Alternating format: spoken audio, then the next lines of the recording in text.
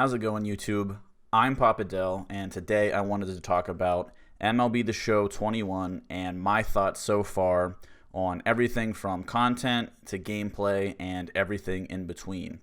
It's been about 2 months since MLB 21 launched, and I think that's been enough time to really discuss the game and where it is, as well as where it needs to be. I've played the game literally every day since launch, and so far I've racked up almost 250 hours of game time, and I definitely have some thoughts to share. Before I get going, I just want to point out that in the background, you'll see a massive pack opening that I recorded. A total of just under 300 packs, a combination of standard, ball-ins, team affinity, and headliner packs I've accumulated since the beginning of the third inning program. It legitimately took me something like 40 minutes to open all these packs, so I've decided to edit it down just as background filler while I talk about the game. So, about the game. First and foremost, I just want to say that I have immensely enjoyed MLB 21 so far. I started playing the show again in 2019, so I'm currently a year 3 player. And honestly, I didn't really enjoy the game in 2019 or 2020. I felt the gameplay to be lacking both years, and the online experience, for me, was very unrewarding, and I just really didn't enjoy the game that much. So, I mostly stuck to offline play, which has always been fine enough, although I would love to see them really expand with more ways to play offline. But I felt that gameplay's biggest flaws both years prior to this was pitching. Specifically, that it just didn't seem to make a lot of sense. Pitches with good input, floating down the middle, or shooting 6 feet outside the zone, general inconsistency in pitch speeds online from game to game, and so many other things. And I'm saying all this because I really want to stress this. I love MLB 21. Gameplay feels so much more balanced with pinpoint pitching. Last year specifically, it got to a point where all you had to do was sit back while hitting and wait for the game to float you a cookie down the middle and just swing away. Working counts wasn't rewarding or usually worth it offensively, and tunneling and setting your opponents up efficiently would oftentimes be wasted when the game took that breaking ball low and away and teed it up for a 450-foot shot. Pinpoint pitching has been an absolutely incredible addition to the game this year, and I know that it's polarizing. Some people think it's too powerful, and I've seen some say they simply can't do it effectively. But I think that it's absolutely fine as is. If they tuned it slightly and made misses a little more punishing, I don't think I would complain. But it is a drastic difference from last year, and I love it. I can really sequence the way I want to now and not have my momentum stolen by the game grooving good input pitches. Pitches low in the zone actually land low in the zone, which opens up all kinds of opportunities for pitchers to attack hitters. Simply put, pinpoint saved the game for me. As I'm on year 3 now, I'm a much better hitter now than I have been and still getting better. I think I'm significantly better at pitching than hitting, and it was my crutch, so to speak. I had to pitch well to have a chance to win. But this year, I feel like I can compete with my pitching alone, and as I learn my opponent's tendencies and start to make progress on offense, I just feel like a much better player now that I'm confident my pitches are going where I want them. I really hope they don't overtune pitching. I generally think it's fine as is, and I feel the overall balance in gameplay is fine. The fact that we haven't seen a major update to gameplay after 2 months tells me SDS feels the same way about their game, and for once, I agree with them. Content has been incredible already, and I'm sure will only continue to catch fire and maintain the level of excellence SDS set last year. As bad as the game played last year, the content was absurdly engaging, and I was actually a little pessimistic that they would continue that trend this year. But I'm happy to say they appear to be following the same path as last year and making it even better. Tops now and the monthly awards program is light years better than it was in 2019. Being able to earn free packs along the way simply by doing the program is a huge boon for players who might not have the time to play the weekly moments each week. And for those of us that usually do, it's a little extra stubs in the bank when we sell off the duplicates. The ultimate win-win for the player. And it follows the reputation SDS has as being far and away the best developer when it comes to free content in sports games. Not only do they simply give away very usable cards just for playing the game, the opportunities to manufacture stubs and earn by playing just makes Diamond Dynasty an easy way to enjoy virtual baseball without opening the wallet. They've already introduced more new promo packs like the kitchen sink and space packs that have dropped as of this recording, and I have no doubt they will continue dropping sweet cards as the year goes on. So, gameplay is in a good spot, content is fire as usual, so the game is perfect, right? Well, not so much. There are definitely issues with the game that we've experienced since launch and are ongoing, and I really hope SDS can address these moving forward. As I said, we have yet to see a major update, and the hope is that they can start hitting each of these issues soon. They've even stated publicly that they are working on some of these issues, so now it's a matter of executing. Perhaps the biggest smear on MLB 21's pretty little face so far has been the server issues. Now I know what you're saying. Papa Del, the servers aren't crashing like they were, so why even mention it? Every game has server issues. But do they really? I cannot recall any kind of persistent issue like this in any game I've ever played. Like, maybe when the Master Chief Collection launched in 2014, and you literally couldn't connect online at all. I caffeinated myself with enough Mountain Dew to satiate a village of inbred hillbillies that night, just so I could stay up all night playing SWAT on lockout. But alas, I couldn't connect, nor could I sleep, so it was a disappointing launch to say the least. But MLB 21 was virtually unplayable for the better part of a week, if not longer, and this was after launch. Sure, there was a massive influx of players, and I'm guessing even SDS underestimated the number of new players they would have.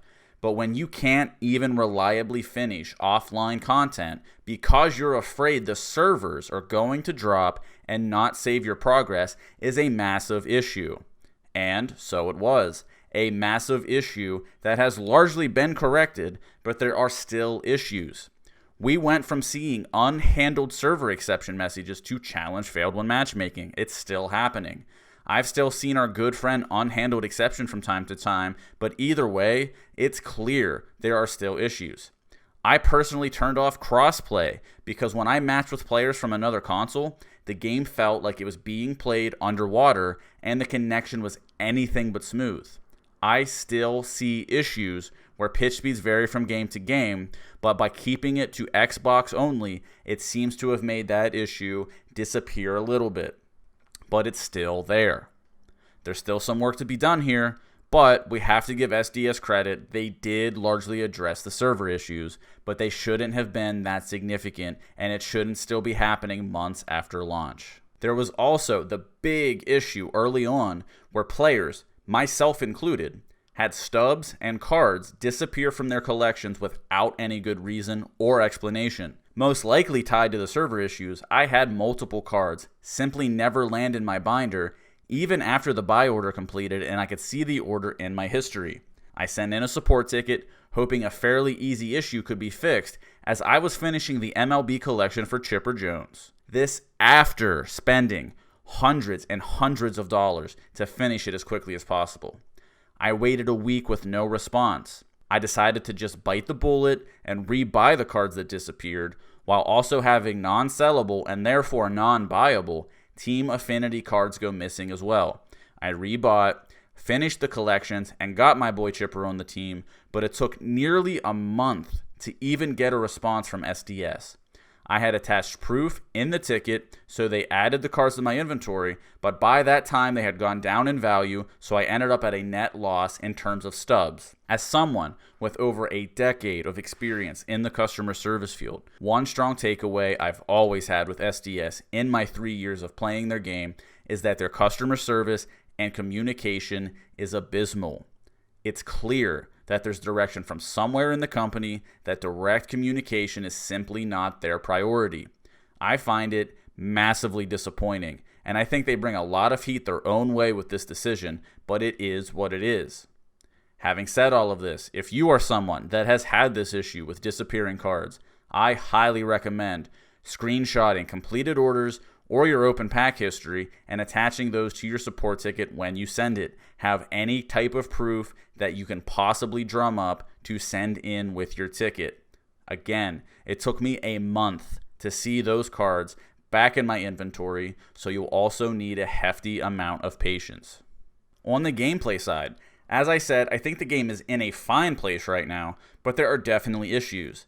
I think the biggest issue in regards to gameplay is the contact swing. Yes, I know this has been in the game forever, but it just needs adjusted. Contact swing increases your PCI size and ultimately increases your chance of a positive outcome as the hitter. And right now, it doesn't appear that the game is penalizing the player enough for making that decision. Exit velocity doesn't seem to be affected enough by using the contact swing, and that is a huge balance issue.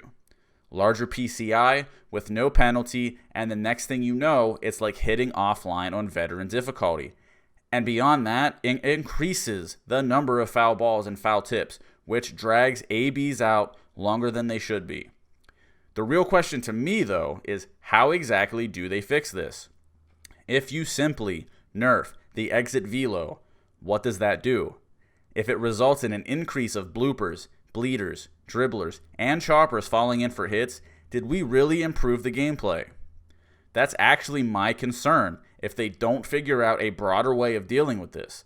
Giving up bloopers or watching your opponent reach first after chopping a ball off the plate that neither the pitcher nor catcher seems to be in a hurry to field is beyond frustrating. If the contact swing suddenly starts producing more of these hit types, a whole new can of worms gets opened and that gameplay balance takes a turn for the worse. So, while it's an issue, I'm not sure what the solution is. I don't even really know what to suggest. Outside of maybe eliminating contact and power swings for that matter, but who knows how viable that would even be, and who knows how the community at large would even feel about that. Next on the gameplay front is the R2 issue. When batting, pressing R2 or right trigger brings up the pitcher's stamina, confidence, and pitch mix with confidence, and stops the pitcher from pitching. While SDS added a little icon showing that your opponent is pressing this button, it completely stops you from throwing the pitch and can oftentimes result in a bad input. This is especially troubling when using the new pinpoint pitching, as it can drastically affect the accuracy of the pitch, and it should just not be that way. This is somehow a hot button issue because there's a segment of the community that wants the ability to slow down pitchers who are quote unquote quick pitching. But to me, quick pitching doesn't even really exist in the game because there is no penalty for doing this. Everyone wants to get through the game as quick as possible, and this is simply how the game gets played. Can it be frustrating? Feeling like you don't have time to reset after each pitch? Absolutely. And it bothers me at times too. But this is a deliberate design decision by SDS, almost surely to make games finish quicker. I don't think reintroducing box is the right call to alleviate that issue. Can't SDS just force the pitcher animation to come completely set after choosing a pitch? Don't put it in the player's hands where box will be called 3 times in an at-bat. Pick your pitch, the pitcher comes set, the animation follows through, and then you finish the pitch. That's really the only solution to me. As for the people looking to just be douchebags and affect your pitching, how about you can press R2 whenever you want, and it simply displays all the information without pausing the pitcher. I find myself not actually checking stamina or confidence anymore because I don't want to be seen as a cheeser. I typically pause now to even look at the pitch mix. This itself can make games last longer, if even only slightly. If R2, R trigger, just displays the info with no pause, then no harm can be done. Last and certainly not least, the freeze glitching that has infected the community needs to go and go fast. This is something that's been around for years according to the community, and yet it is still present in MLB 21. SDS has not addressed it until recently, thanks to GutFox doing, I think, a huge favor to the community by putting the video out, talking about ways that it is done, because almost immediately after that video hit the internet, an SDS developer talked about it. Being able to do this intentionally is horrific for the integrity of the game, and combined with what I'm sure is plenty of incidental and accidental freezes that can result in freeze-offs, adds enough anxiety to loading into a game that doesn't need to be there. As I said, this was recently addressed on Twitter by an SDS developer, so here's hoping this national nightmare will end. And I just want to say kudos to GutFox for doing this. Yes, it could make things a little dicey for a week or two. People seeing how to do this intentionally will obviously make for a worse experience, but the video goes up. An SDS developer, who I just said, notorious for not communicating at all, immediately it gets discussed. So kudos to GutFox. It had to be done. Somebody had to do it. But for gameplay, I would say those are the biggest issues at the moment. I'm fine with hitting, and as I mentioned previously, with pitching in such a good place now, I think the overall balance is fine. But the contact swing and R2 issues are very real, and if they get eliminated, then MLB 21 will get that much better moving forward. Now, some other elements I want to touch on briefly. The new ranked seasons and BR programs are phenomenal, and I'm very impressed with SDS for implementing them.